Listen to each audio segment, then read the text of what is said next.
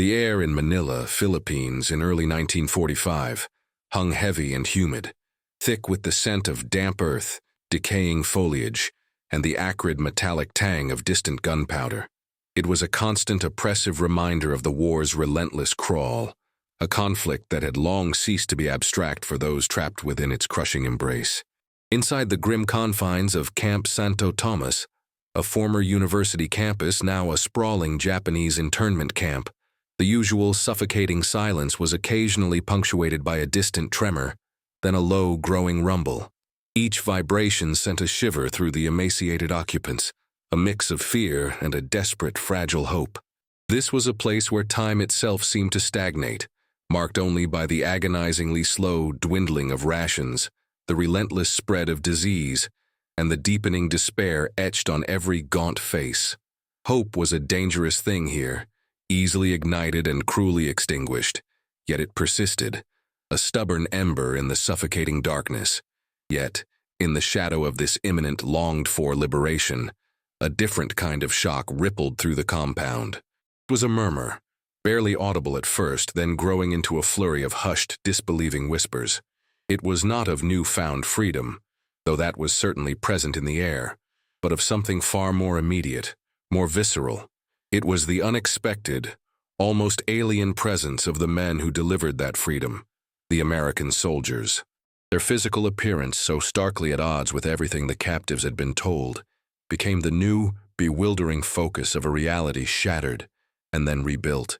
What happens when the image of your oppressor and of your savior is shattered in a single, bewildering moment? Captain Hiroshi Sato, commandant of a secluded subcamp nestled just beyond the main Santo Tomas internment grounds, viewed the world through a lens meticulously ground by imperial doctrine. His small, isolated compound housed a grim collection of comfort women, predominantly Korean and Filipino, alongside a handful of captured Allied nurses, all of whom he considered instruments, not humans. Sato, a man whose spine of iron was forged in the rigid principles of Bushido, genuinely saw himself as a guardian of Japan's sacred honor, even as he presided over the daily brutality of his charge. In his mind, his actions were not cruel but necessary, justified by the greater imperial cause. He adhered fiercely to the ingrained belief in the inherent superiority of the Yamato race, viewing all Westerners as gaijin, foreign devils, spiritually weak and morally corrupt. His personal dogma, reinforced by years of state-sponsored propaganda, depicted American soldiers as soft, decadent, physically inferior, and utterly lacking in martial spirit. They were, to him, pampered children, ill-equipped for the true rigors of war. This narrative, drilled into every Japanese citizen and soldier, was a protective shield against the terrifying reality of a formidable enemy. He often indulged in internal monologues, reaffirming his conviction. The Americans were a racially impure amalgamation, easily broken, lacking the spiritual fortitude and physical discipline that defined the Japanese warrior. The comfort women, in his twisted view, were mere biological mechanisms, their suffering an unfortunate but irrelevant byproduct of wartime necessity. Their perceptions, their very humanity, held no weight in his calculating mind. The air around Sato seemed to thicken with discipline, almost to the point of a metallic tang. The rigid click of his polished boots on the bamboo floorboards of his quarters was a constant, unsettling rhythm. The flickering oil lamp on his desk, casting long, grotesque shadows of the Japanese imperial flag draped menacingly on the wall, seemed to underscore his self-perceived authority. He observed his guards, their lean, hardened forms a testament to rigorous training, and contrasted them in his mind with the caricatures of weak, spectacle-wearing American soldiers presented in propaganda posters he sometimes reviewed. He envisioned the inevitable final stand as a glorious, if doomed, testament to the unyielding Japanese spirit, scoffing at the thought of any meaningful resistance from these supposedly puny Americans.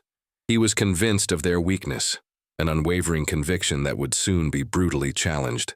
The day of liberation dawned not with a thunderous clash of armies, but with an almost surreal, jarring appearance. It began with the sudden, hushed rustle of movement, then the snap of a twig, followed by the appearance of an advance American reconnaissance patrol. They materialized like phantoms through the crumbling, overgrown outer perimeter of Sato's subcamp. For a fleeting moment, chaos erupted. Japanese guards, caught utterly by surprise, scrambled, some shouting confused commands, others simply fleeing into the dense foliage. Interned women, caught in the open, froze, their hearts hammering against their ribs, unsure if this was salvation or yet another horror. Then, a tentative surge of hope, fragile but undeniable, began to spread like wildfire. Among them, huddled in the shadow of a decaying barracks, was a small, terrified group of Korean and Filipino comfort women. Their faces were gaunt, their eyes wide with a terrifying mixture of lingering fear and dawning, incomprehensible surprise. They had been confined to a separate, heavily guarded section, largely unseen by the other internees, their suffering a hidden shame. As the first American GI, Sergeant Miller, stepped into their field of vision, the world seemed to tilt.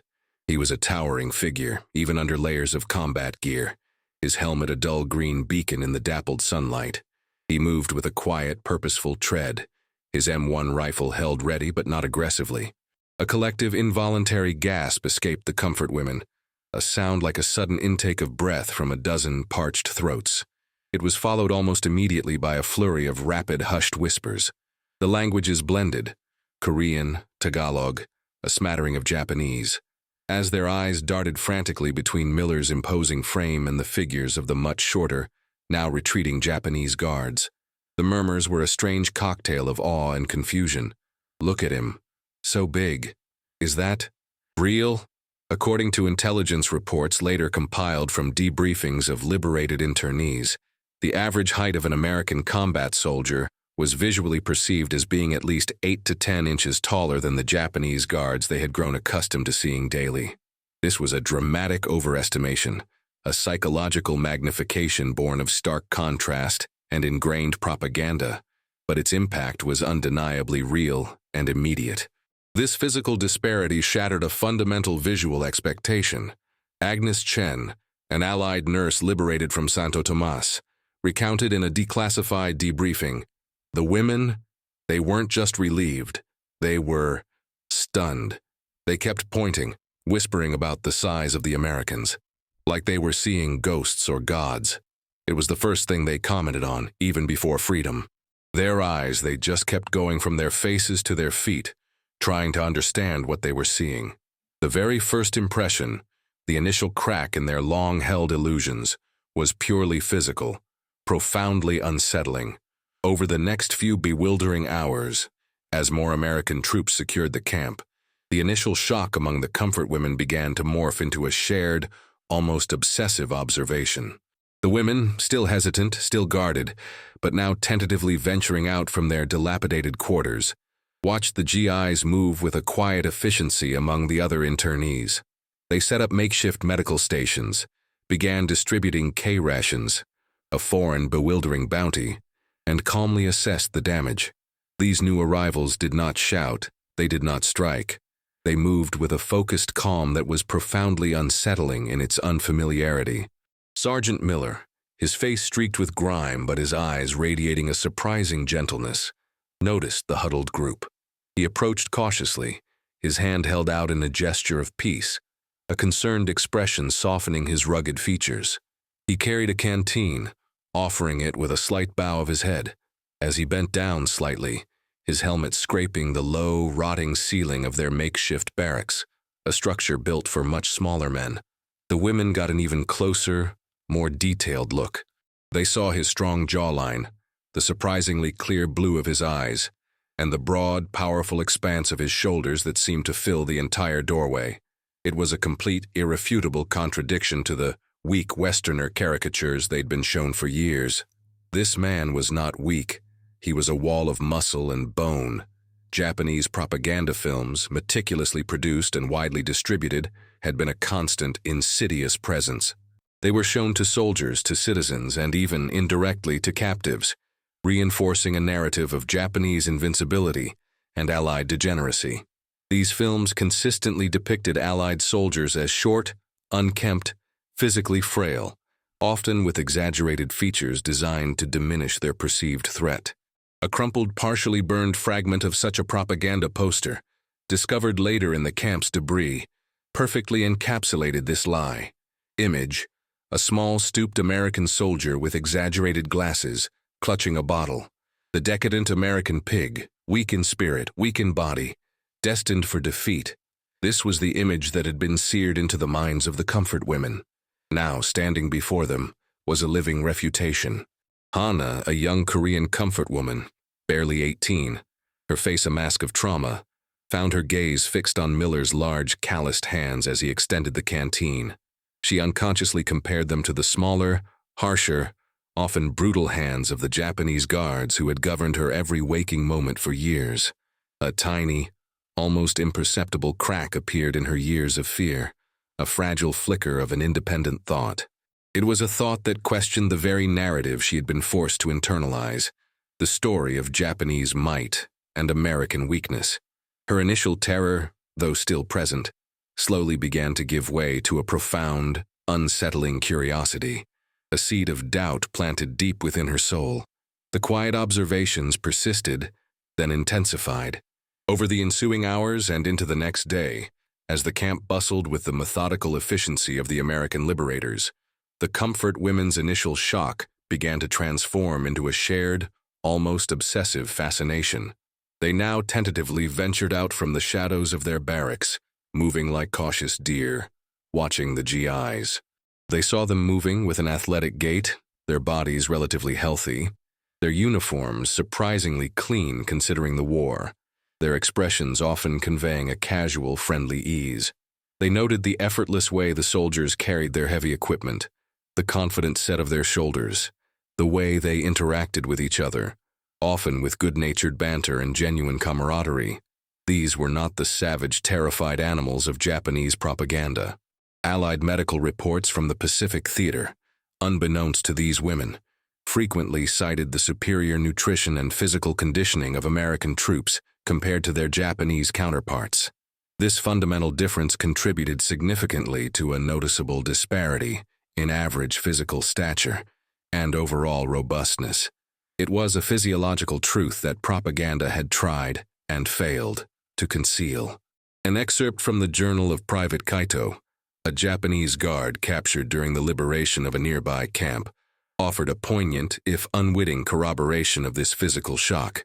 His hurried, almost panicked scrawl in his tattered diary revealed a crack in the imperial facade. "They are big, much bigger than the emperor's posters told us.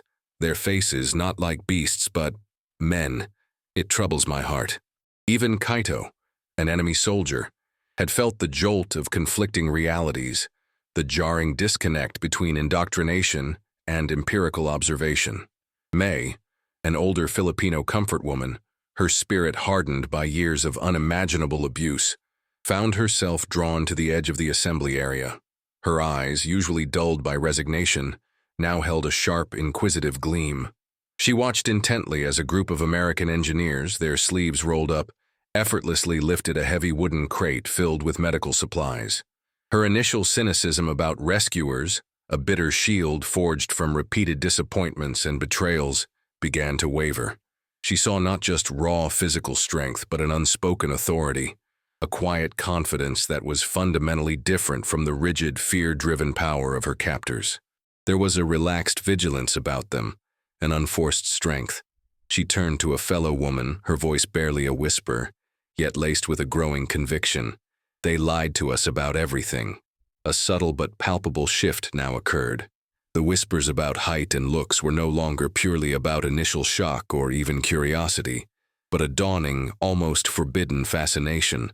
The comfort women, having endured years of being seen and treated as mere objects, bodies to be used, minds to be broken, now became observers themselves. For the first time in what felt like an eternity, they were the ones actively seeing, judging, and interpreting. They noticed the American soldiers' diverse facial features, the varying shades of hair, the astonishing range of eye colors from deepest brown to startling blue, the freckles, the angular jawlines, the easy lines that formed around their eyes when they smiled. A smile, a genuine, unforced smile, was a gesture of humanity they had rarely, if ever, seen from their Japanese guards. There was a moment when a young American soldier, no older than Hana, accidentally made eye contact with her. He was handing out tins of peaches. Their gazes locked for a heartbeat. His expression, fleeting but unmistakable, held a flicker of respectful empathy. Then he quickly looked away, his cheeks reddening slightly, clearly seeing her as a person, not an object. This in itself was a radical, almost revolutionary experience for Hana. She was not a tool, a receptacle for violence, but a woman whose gaze he met, and then respected. Studies by Allied psychologists, conducted after the war and based on interviews with many long-term captives, noted the profound cognitive dissonance experienced by individuals when confronted with realities that directly contradicted their indoctrinators' narratives. This was particularly true concerning the physical characteristics and perceived strength of opposing forces. The human mind, desperate to reconcile conflicting data, often underwent significant psychological restructuring. A snippet from a Red Cross relief worker's field notes, penned in the frantic days immediately following the camp's liberation, captured this phenomenon perfectly. The women are particularly fixated on the physical presence of the American troops. It's more than just idle curiosity. It's as if they are recalibrating their entire understanding of what power and men look like. Their observations, though silent, seem deeply profound, almost spiritual in their intensity. The communal observation, the shared whispers, fostered a strange, nascent solidarity among the comfort women. Their shared surprise, their whispered comparisons of the American GIs to the Japanese guards, became a subtle, collective act of mental rebellion. It was a quiet reclaiming of their ability to perceive and judge, to interpret the world through their own eyes, even under the crushing weight of their immense trauma. For the first time in years, they were not just passively receiving information, but actively interpreting a new, startling reality. Each whispered word, each exchanged glance of astonished recognition was a step towards intellectual freedom, a reclamation of their own minds. The profound revelation for the comfort women was not merely that Japanese propaganda was false about American physique. It was the horrifying realization that this physical deception was a deliberate, psychological cornerstone of their captivity and the broader imperial war effort. The fabrication of a weak and decadent enemy was a narrative meticulously crafted to crush hope, justify unspeakable atrocities, and maintain psychological control over both their own populace and their captives. The towering, robust appearance of the GIs didn't just represent their physical liberation. It represented the utter, irrefutable collapse of the psychological cage that had been built around them. The twist, the real punch to the gut, was that their initial shock of perceived physical difference rapidly transformed into a dawning, searing understanding of the depth of the lies they'd been fed. This understanding brought with it a furious, bitter anger at the contemptuous nature of their captors. This wasn't just about height. It was about the shattering of a carefully constructed reality, a reality built on deceit and violence. It revealed the inherent fragility and profound cruelty of the Empire's entire narrative. This insight was simultaneously a liberation of their minds and a source of profound, sickening fury at the years of mental enslavement. It was a revelation that brought not just freedom, but a deep, burning ache.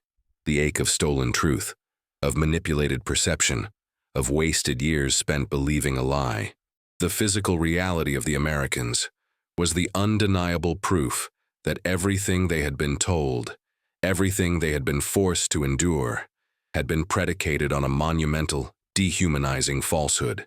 This revelation demanded a deeper understanding, a technical and ethical deep dive into the profound impact of sustained propaganda and the dehumanization experienced by the comfort women. Their immediate visceral reactions to the American soldiers, the whispers, the comparisons, now brought into sharp relief the years of psychological conditioning they had endured, a conditioning that the physical contrast with their liberators was finally beginning to dismantle. The psychological stakes were immense. Years of systematic psychological manipulation had not only ravaged their bodies, but had meticulously eroded their sense of self, their ability to trust their own perceptions, and their very sanity. They had been told, repeatedly and with crushing authority, that Americans were devils, weaklings, monsters, an inferior race devoid of honor or strength. The sight of these physically imposing, yet often surprisingly gentle and respectfully acting American soldiers created an unbearable cognitive dissonance. Their whispered observations were not trivial. They were a crucial, arduous step in rebuilding their internal world, in tentatively asserting their capacity for independent thought and perception. It was the first tangible, undeniable proof that their entire reality had been a construct of lies, an elaborate and cruel deception.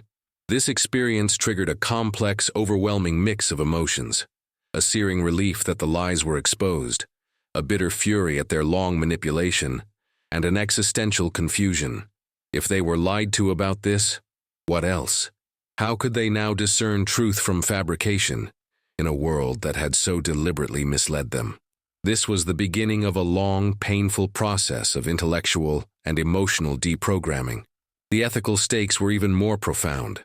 The Japanese Imperial Army's system of comfort stations represented an egregious, unforgivable violation of human rights, involving abduction, systematic sexual slavery, and unimaginable brutality.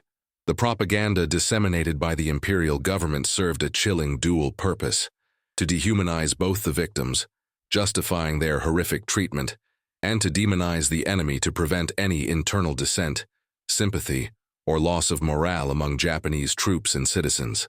The women's profound shock at the American soldiers' true appearance vividly highlighted the depth of this ethical breach, exposing the sheer maliciousness of fabricating reality to maintain a cruel and oppressive system. It underscored the immense destructive power of disinformation in wartime, its ability to warp entire societies, and its devastating, lasting psychological damage on its victims. The lies weren't just about physical appearance. They were about justifying the annihilation of human dignity. The connection between the stat, the perceived significant height, robust physique, and general physical bearing of the American soldiers, and its profound outcome was now glaringly clear. It wasn't merely a factual observation, a simple note on comparative physiology. Its outcome was nothing less than the beginning of the women's psychological deprogramming. Each whispered comment about a soldier's imposing height, or his clear, unwavering eyes, or his easy, confident stride, became a small individual victory against the mental chains of propaganda. For Hana, seeing the powerful physique of an American GI, watching him move with an almost casual strength, made the Japanese rhetoric of Allied weakness sound utterly ridiculous, almost pathetic in its falsehood. It fundamentally undermined the psychological grip her captors had maintained for years. This sensory input, so starkly at odds with her indoctrination, acted as a powerful catalyst for deeper, critical thought about all the lies they were told. Slowly, painstakingly, it began to ignite a suppressed sense of self-worth and rebellion, a quiet, internal revolution that began with the simple act of seeing the truth. Their physical bodies had been imprisoned, but their minds, once shackled by lies, were beginning to stir, awakened by the simple, undeniable reality of a strong, healthy man standing before them. The story of the comfort women's liberation did not culminate in a grand, climactic battle of arms, but in a profound, unsettling psychological confrontation. Weeks after the initial shock and the arduous task of securing the devastated camp, Captain Sato, the former commandant, was brought back. He was stripped of his uniform, his rank, and his false authority, and paraded before the newly established American military government authorities for formal identification. Some of the comfort women, among them Hana and Mei, were present, their silent testimonies more potent than any spoken word. This event, occurring some days after their initial liberation, when the first waves of shock had begun to settle into a hardened understanding, served as the true, emotional climax. From Hana's perspective, she stood among Mei and the other survivors, her gaze now unwavering, clear and cold. Sato, disheveled and gaunt from his brief period of captivity, his once pristine uniform replaced by a simple, ill-fitting prisoner's tunic, appeared diminished, both physically and spiritually. He seemed almost to shrink, especially when flanked by the tall, formidable American military police guards accompanying him. His lean frame, once a symbol of terrifying authority, now seemed almost fragile, certainly insignificant. next to the broad-shouldered, imposing Americans. Hana recalled the propaganda images, the relentless threats, the forced narratives that had controlled her life. The man before her, who had once embodied absolute, undeniable truth and power, now looked small, ordinary, pathetic, a stark, almost pathetic contrast to the figures of the liberators who stood around them, towering and confident. Her initial, ingrained fear of him had evaporated, replaced by a profound, cold resentment and a dawning, quiet strength. She exchanged a knowing glance with Mei, a silent acknowledgement of the monumental lie that had finally, irrevocably shattered. Sato was no longer a god. He was just a man, and a beaten one at that. From an American officer's perspective, Major Thompson, a seasoned intelligence officer tasked with documenting war crimes, observed the scene with a practiced, analytical eye. He noted the women's intense, silent scrutiny of Sato.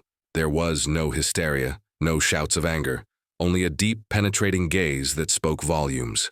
He sensed the profound, unspoken narrative unfolding before him, a quiet, terrifying judgment, far more potent than any shouted accusation. He realized that for these women, Sato's physical presence, now stripped of its contextual power and literally dwarfed by his guards, represented not just a captured prisoner, but the living embodiment of a defeated ideology. His diminished stature, his loss of aura, confirmed the brutal reality of their victory, validated by the very physical contrast that Japanese propaganda had so desperately denied. Thompson felt a chill. The quiet condemnation was chillingly effective. From Captain Sato's perspective, despite his outward efforts to maintain a facade of defiant stoicism, he felt the crushing weight of the women's collective gaze. He sensed their silent assessment, their newfound ability to see him not as a god, but as a mere man, and a defeated one at that. The comparison to the towering Americans was inescapable, a cruel visual indictment. He caught the subtle shift in their eyes, no longer veiled with fear, but holding a nascent, dangerous spark of understanding and defiance.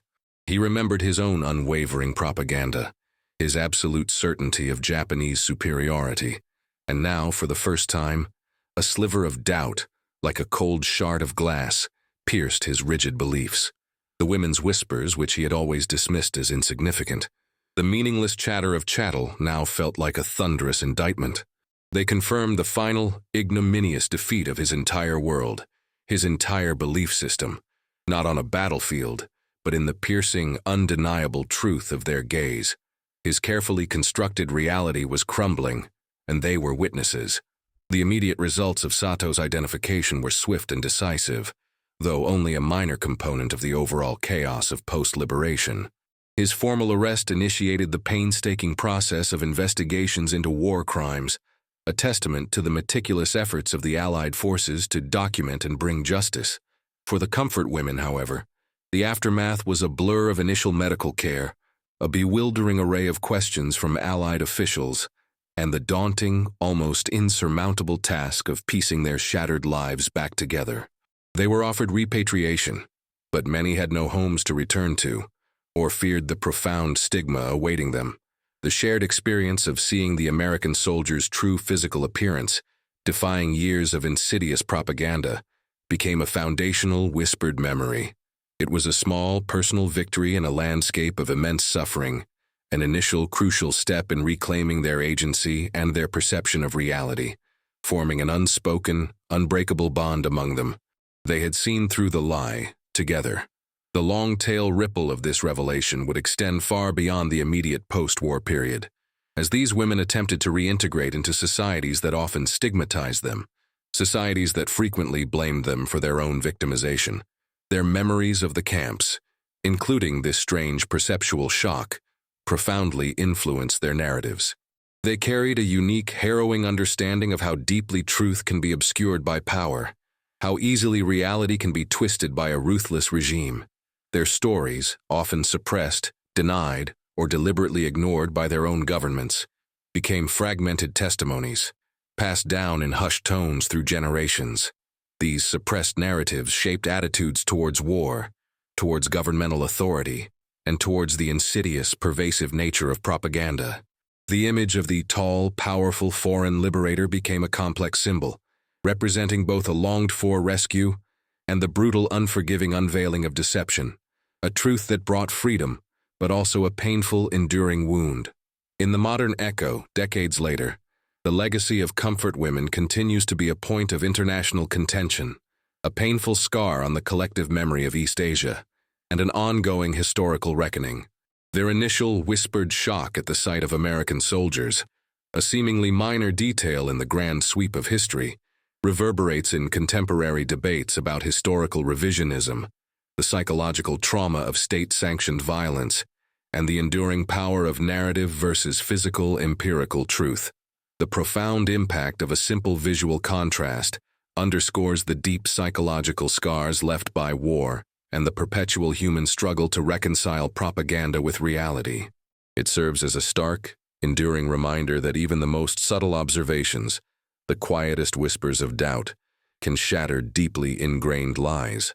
Understanding this deeply human experience is crucial, not only for comprehending the history of conflicts and their countless victims, but also for guarding against the insidious machinations of those who seek to control reality itself. The truth, in the end, cannot be perpetually confined. It will find its way out, sometimes in the most unexpected and physically undeniable forms.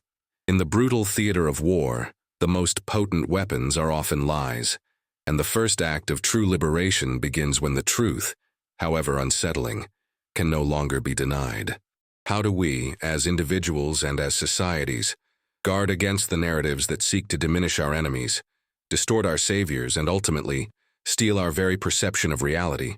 If this narrative of psychological warfare and the quiet resilience of the human spirit resonates with you, consider exploring other untold stories from World War II that challenge our understanding of truth, power, and perception.